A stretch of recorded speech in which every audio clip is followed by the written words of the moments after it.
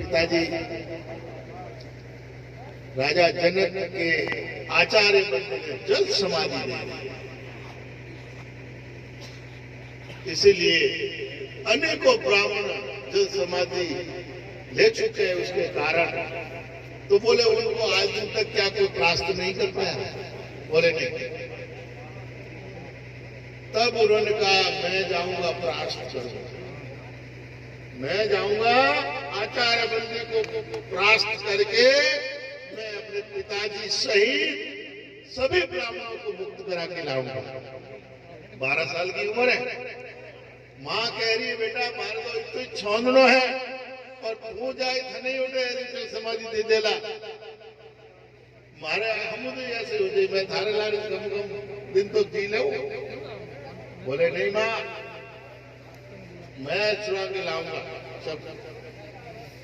तब नाना जी से कहा नाना जी मैं जा रहा हूँ जरा जनक की सेवा में और मैं आचार्य बंदी से शास्त्रार्थ करूंगा और शास्त्रार्थ करके मैं पिताजी को छुड़वा के लाऊंगा और नहीं तो मैं आचार्य बंदी को जल समाधि दे के आऊंगा। तब उन्होंने कहा तुम मामा को साथ लेके जाओ। तो मामा भांजा दोनों चले। अब मामा भांजा पहुंचे तो द्वारपाल पर बोले कहां जा रहे हो? बोले हम शास्त्रार्थ करने जा रहे हैं आचार्य बिंदु बंदी से। बोले इतने बड़े बड़े आए विद्वान तुम वैद प्रिय हो और वही 8 जगह बैंड है उनमें। 8 जगह बैंड था। उसका भी एक कारण था कि जब वो कोख में थे माँ के उस टाइम में जो उसके पिताजी थे ना वो झूठे मंत्र बोल के अपना रौब जमाते थे। ब्राह्मण कई ऐसा मंत्र भूल जाए तो भी ऐसे वो सभा में ऐसे नींद बनाने के लिए इधर से इधर बोला के अड़ंग बड़ंग बस मैंने शब्द बाहर निकाला हो गया कंप्लीट स्वाहा। ऐसे किया उसके पिताजी ने। वो गर्भ में से बोला अरे पिताजी आपने झूठा मंत्र बोला। उनको गुस्सा आया। बोले ही पेट में ही मेरा मायना पाड़ रहा है बाहर आया तो क्या करेगा पता नहीं। वह उसने ठोकर मारा। उन ठोकर से बैठ गया। अब जो ही वो गेट पे बोले राजा जनक को बोल दो अष्टावक्र आए हैं शास्त्रार्थ के लिए। अब वो कह रहे अरे इतना जोर से बोल रहे थे तो राजा जनक ने सुन लिया। बोले भाई आने दीजिए ब्राह्मण देवता को आने दीजिए। और जो ही वो पहुंचे राजा ने नमस्कार किया। राजा से नमस्कार हुई और सारी सभा टक टक टक टक हंसने लगी। जो ही सभा हंसी और वो भी बोले अब उन्होंने कहा आप हंसे क्यों भाई? बोले भाई राजा जनक मैं तो यहाँ सुन के आया था कि आपकी सभा में बड़े बड़े विद्वान पंडित ज्ञानी ब्रह्म ज्ञानी विराजते हैं। मैं तो ये देख के शास्त्रार्थ करने के लिए आया था परंतु मुझे यह कोई पंडित ज्ञानी ब्राह्मण नहीं दिखाई दिया। मुझे तो यह चमारों की सभा दिखाई दी। राजा जनक कहते महाराज ये क्या बोल रहे हो?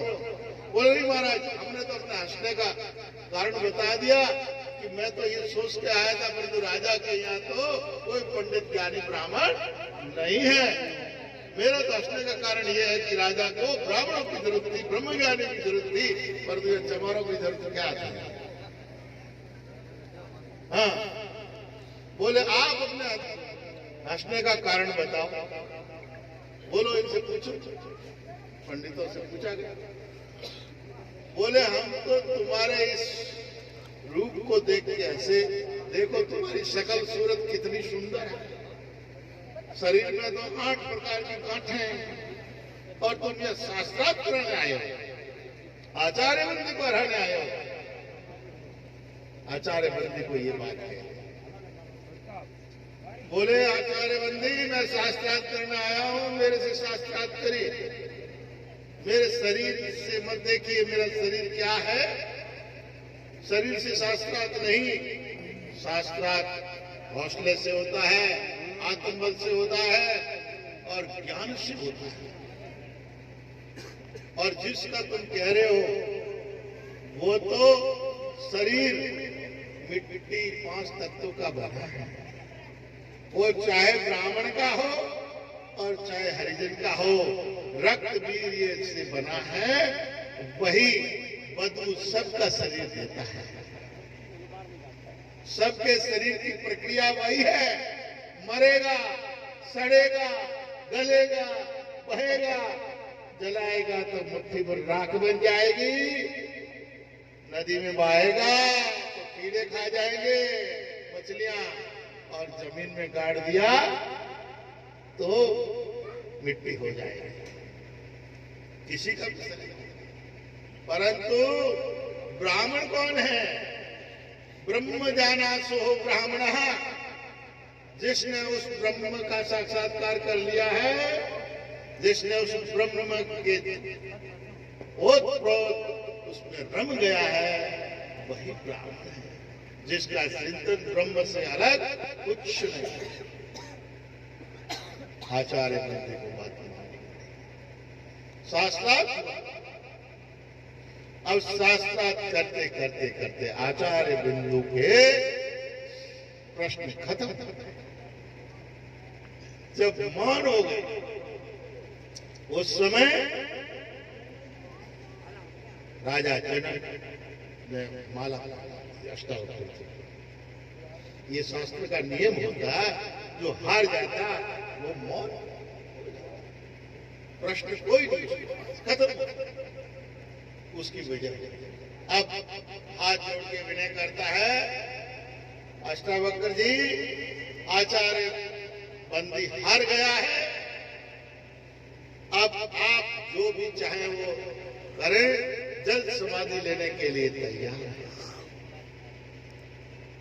तब अष्टावक्र जी कहते हैं नहीं, मैं किसी को जल समाधि देने नहीं आया हूं, किसी व्यक्ति को मारने से वैर खत्म नहीं होता है, उल्टा बढ़ता है। आपने ब्राह्मणों को जल समाधि दी है, उससे आपको जल समाधि देने से जिंदे नहीं होंगे, मेरे पिताजी वापस नहीं आएंगे, मैं उसी आचार्य का पुत्र हूं। तब बोले ये बताइए कि आपने ऐसा क्यों किया। तब आचार्य बंदी बताता है कि इंद्रलोक के अंदर एक यज्ञ चल रहा है, उस यज्ञ के अंदर ब्राह्मणों की जरूरत थी, पंडितों की जरूरत थी, वहां सहदेव से कोई जा नहीं सकता यज्ञ करवाने के लिए, इसीलिए मुझे वहां से भेजा गया था कि मृत्यु लोक के अंदर जो विद्वान ब्राह्मण देव है उनको देवलोक लेके आओ। तो हमने ये रास्ता सुना कि यहाँ से जब रास्त होगा उसको हम जल के रास्ते से इंद्रलोक भेजकर यज्ञ संपन्न करें। अब आपकी आज्ञा हो तो मैं सभी ब्राह्मणों को उपस्थित कर सकता हूं। तो अष्टावक्र जी कहते हैं महाराज बस हमें जल समाधि नहीं देना आपको, हमें तो उन्हीं ब्राह्मणों को वापिस प्रकट कर दीजिए। तो उसी जल के रास्ते से जहां उनको जल समाधि दिया था वहीं पर बोले आप सब वहां पहुंचो और नेत्र बंद करके वहां आप खड़े हो जाइए और प्रार्थना करिए, सभी ब्राह्मण देव प्रकट हो जाएंगे। तो तुरंत नदी के किनारे भेजा और वहां सब वही प्रक्रिया किया बताया, और सभी ब्राह्मण देवता पधारे और अपने अपने घर अपने बीवी बच्चों के पास सब पहुंचे। इसीलिए अष्टावक्र जी महाराज का विशेष दुनिया में नाम रहा। अष्टावक्र उस ज्ञान की गीता लिखी गई। अष्टावक्र गीता है एक तो, और एक है श्री कृष्ण अर्जुन संवाद गीता। हमारे यहाँ लोग श्री कृष्ण अर्जुन संवाद गीता को तो लगभग सब जानते हैं, परंतु अष्टावक्र गीता को बहुत कम लोग जानते हैं। अष्टावक्र गीता के अंदर एकदम प्योर मोक्ष की बात है। एकदम जो इसी जन्म में मोक्ष पाना चाहता है, इसी जीवन में कल्याण चाहता है, वह अष्टावक्र गीता को पढ़े और उसके ज्ञान को धारण करे। और वो ज्ञान केवल ब्राह्मण के दिमाग में बैठ सकता है, अन्य लोगों के दिमाग में नहीं बैठ सकता, क्योंकि ज्ञान के अधिकारी ब्राह्मण ही होते हैं। इसीलिए कहा गया कि ये वर्ण व्यवस्था के अंदर जो 4 प्रकार के वर्ण हैं, ब्राह्मण, क्षत्रिय, वैश्य और शूद्र। वैसे हमारे शरीर के अंदर ही चारों की रचना है। जैसे ब्रह्मांड मस्तिष्क जो है ब्राह्मण देवता है, भुजाएं क्षत्रिय है, उद्र वैश्य है और जंघाएं शूद्र। हमेशा पूजन शूद्र का होता है, ब्राह्मण का नहीं। मालूम है क्यों? ब्राह्मण से ब्राह्मण मिलेंगे तो सिर से सिर नहीं भिड़ाएंगे, कहां छुएंगे? चल पांव छुए, पांव कौन है? तो इसीलिए ब्राह्मण का पूजन होता है, मतलब सिर पे फूल चढ़ाया जाता है, सिर पे पगड़ी होती है, परंतु पूजन वंदन होता है तो पैर का ही होता है। इसीलिए इस संसार में पूरा वजन जो है तीनों वर्णों का वो शूद्र के ऊपर है, ठीक है। और वैश्य जो है वो भरण पोषण इधर उधर आदान प्रदान का काम है। क्षत्रिय जो है वो रक्षा का काम है सीमाओं पर, और ब्राह्मण का जो काम है दान लेना और फिर विद्या ग्रहण करना और फिर विद्या बांटना, ये ब्राह्मण का काम है। तो इसलिए सज्जनों, अपनी अपनी जगह सभी वर्ण श्रेष्ठ हैं, और इस शरीर के अंदर ज्ञान जब भी प्राप्त होता है तो इसी से होता है। कंट्रोल, डिमांड कंट्रोल कहाँ है? डिमांड नहीं है। अगर एक नट लूज हो गया तो सारी दुनिया का धन संपत्ति वैभव रूप रोबन सब खत्म हो जाता है। तो इसीलिए ब्राह्मण की व्यवस्था जो है वो श्रोत भी मानी जाती है, क्योंकि ब्राह्मण का दिमाग ठंडा चाहिए। इसीलिए ब्राह्मणों को भांग पीते हैं। भगवान शिव का प्रसाद जोधपुर में भावा जो है पुष्कर में भगवान शिव के ऊपर खूब सारी भांग चढ़ाएंगे, फिर बढ़िया पिदा किशमिश पिस्ता घोट घोट के भगवान शिव का प्रसाद। क्यों? क्योंकि ब्राह्मण पहले राजा जो होते थे वो ब्राह्मणों के गुलाम होते थे। ब्राह्मण जो दिशा देता उसी दिशा में उसका विचरण। जब से ये राज्य में ब्राह्मण का अंकुश खत्म हो गया, तब से राज भी राज नहीं रहा। जब से राज नहीं रहा, और फिर ब्राह्मण का भी मान सम्मान में कटौती आ गई। गौ ब्राह्मण दोनों में कटौती आ गई। भगवान के दो ही स्वरूप हैं, पहला ब्राह्मण, दूसरी गाय। गाय का जीवन में आदर घट गया, ब्राह्मण का भी जीवन में आदर घट गया। कारण कि ब्राह्मणों ने अपना व्यवसाय शुरू कर दिया और गाय ने कूड़े पर कचरा खाना शुरू कर दिया। क्या करें, मरते मरते क्या करते, क्योंकि राज बदल गया।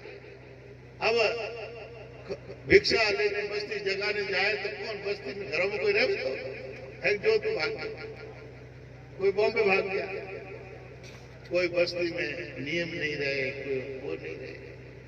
अब गाय को जब घरों में कोई रहते ही नहीं तो गाय कौन पालेगा? वह तो ही कोनी ना के जनो गाय घूमती घूमती कूड़े कटकट खाती और बेचारी क्या करे। इसीलिए ब्राह्मण हवन में मंत्र बोलते, ब्राह्मण हवन में मंत्र बोलते और गाय के घी से अवश्य देते, तब देवता आते और भोग ग्रहण करते। जब यज्ञ में आहुति दी जाती तो ब्राह्मण साक्षात मंत्र को बुलाकर वो आहुति देते थे। अब अड़ंग बड़ंग का नहीं जाने, वो मंत्र ही नहीं जाने, और मंत्र तो ब्राह्मण से अधिक कोई बोलने वाला नहीं होता। ब्राह्मण के लिए 80,000 मंत्रों का उद्यापन करना रोजाना होता है। 80 लाख, वेद में 1 लाख मंत्र है, 1 लाख मंत्रों में से 80,000 ब्रह्मचर्य और ब्राह्मण के लिए है। जो उसका उद्यापन करे तो ब्राह्मण को पानी पीने को टाइम नहीं मिलेगा। और 16,000 मंत्र साधना और उपासना कांड के हैं जो साधकों के लिए है, जो साधक है, जो परमात्मा प्राप्ति करना चाहते हैं। और 4,000 मंत्र जो है वो सन्यासी के लिए है। 4,000 मंत्रों का सन्यासी उद्यापन करे। अब इससे क्या होगा, क्यों करें कि इन 1 लाख मंत्रों में परमात्मा को खोज रहे हैं। इसको परमात्मा, जैसे 80,000 मंत्रों में परमात्मा को खोजा गया, नहीं प्राप्त हुआ, 16,000 मंत्रों में खोजा गया, नहीं हुआ, 4,000 मंत्रों में खोजा गया, नहीं हुआ, अंत में क्या हुआ कि 4 महावाक्य वेदों अहम ब्रह्मास्मि तत्त्वमसि अयम आत्मा ब्रह्म प्रज्ञानम, इन 4 महावाक्यों को लिया गया। तब भी उस परमात्मा की प्राप्ति नहीं हुई। तो इसमें एक उदाहरण के साथ कहा, जैसे किसी व्यक्ति गुरु के पास गया, कहा गुरुदेव मैं कौन हूं? कहा उसने कहा मैं ब्रह्म। ठीक, अब थोड़ा सा आगे गया, वो कह रहा मैं ब्रह्म हूं, मैं ब्रह्म हूं, मैं ब्रह्म हूं, अहम ब्रह्मास्मि, अहम ब्रह्मास्मि। किसी का क्या कि अहम ब्रह्मास्मि, ब्रह्म। बोले कैसे हुआ ब्रह्म? बोले मेरे गुरु ने बताया। बोले सेवा करी? बोले गाय गोबर नहीं क्यों के ना, तो यूं के ब्रह्म तो किधर कि 12-12 साल तक गुरुओं की सेवा करे, गायों गोबर न के गौशाला में रहे, पचे भगवान की प्राप्ति है, ब्रह्म पचे हुए, पहले थोड़ी हुए। तो बोले क्या कर? बोले वो गुरु तेरे ठीक ज्ञान नहीं दिया तो सेवा कर, फिर आप बन जाओ गुरु। बोले हाँ, गुरु बन गए। थोड़ा दिन बाद में बोले अभी तो मैं बढ़ा दो। बोले नहीं अजय सेवा कर, अजय सेवा कर। यूं करते करते कई दिन होया और पाछो आयो। बोले गुरुजी अब तो मैं ब्रह्म हो गयो, अब तो ज्ञान दे दो। बोले हाँ जा तत्त्वमसि। बोले तत्त्वमसि यानी तू ब्रह्म है, अहम ब्रह्मास्मि। तत्त्वमसि तो पहले मेरे गुरु ने भी कहा था, अब आप वही बता रहे हो। बोले अगर तू पहले वो चीज मान लेता ना तो मत फबरी वेदन नहीं होता। अब गोबर नौक नाक ने मत फबरी वेदन हो गयो। हाँ, फिर भी उन्होंने कहा नहीं गुरुजी ये बताओ, आपने कहा मैं ब्रह्म हूं, मैं चलो मैं मान लिया कि मैं ब्रह्मास्मि। तो बोले आप कौन हो? बोले तत्त्वमसि। बोले तू भी ब्रह्म है और मैं भी ब्रह्म। बोले मैंने शास्त्रों में सुना है दो ब्रह्म नहीं होता, ब्रह्म एक ही होता है। फिर एक आप हो गया, एक मैं हो गया, फिर कौन है, तीसरे कौन? बोले अहम आत्मा ब्रह्म, कि तेरे मेरे बीच में या तेरे मेरे शरीर के अंदर जो आत्म तत्व है वो ब्रह्म है। बोले समझ गए, समझ गए? बोले कहीं समझो, ये एक आत्मा था और मैंने एक को मारे में दो आत्मा। बोले नहीं, फिर भी नहीं समझा। तो बोले प्रज्ञानम ब्रह्म, जो तेरे मेरे अंदर एक प्रज्ञा नाम की शक्ति है, वो प्रज्ञा नाम का जो तत्व है वही ब्रह्म है। और वो यत्र तत्र सर्वत्र सब में विराजमान है और वही ब्रह्म है। बाकी शरीर न गुरु का ब्रह्म है, न शिष्य का ब्रह्म है, न ब्राह्मण का है, न शूद्र का है। वो तत्व जो है वही, और वो तत्व केवल ब्रह्म बुद्धि जो है वही प्राप्त कर सकता है। और जिसकी ब्रह्म बुद्धि है वही ब्राह्मण है। इसीलिए सर्वत्र ब्राह्मण पूज्यते, तीनों लोगों के अंदर भी ब्राह्मण जाता है तो वो पूज्य होता है। उसको घर से कुछ बांध के रोटी नहीं ले जाना पड़ता है, क्योंकि उसके पास सोने का खप्पर कहते हैं ना, वही है। अन्य जाति के लोग, वर्णाश्रम के लोग घर से बांध के लेके जाते थे कि गांव गांव जाने पर, परंतु ब्राह्मण को और सन्यासी को कभी भी साथ में बांध कर लेकर जाना नहीं पड़ता, क्योंकि उनके हाथ में भगवान ने सोने का खप्पर दिया है। सोने का खप्पर का मतलब कोई ये थोड़ी ताड़ी है, ताड़ी नहीं है। ये जो खप्पर जैसी खोपड़ी है ना, ये सोने से भरी हुई, यानी ब्रह्म विचारों से भरी हुई है, तत्व ज्ञान से भरी हुई है। वही तुम्हारे जीवन का भरण पोषण करती है। इसीलिए विद्वान ब्राह्मण सर्वत्र पूज्यते, तीनों लोगों को पहले भी था, आज भी है और भविष्य में भी रहेगा। इसीलिए ब्राह्मण हमेशा पूज्य होता है। बस इन्हीं शब्दों के साथ वाणी को बोलते हुए थोड़ा सा कीर्तन बोलते हैं।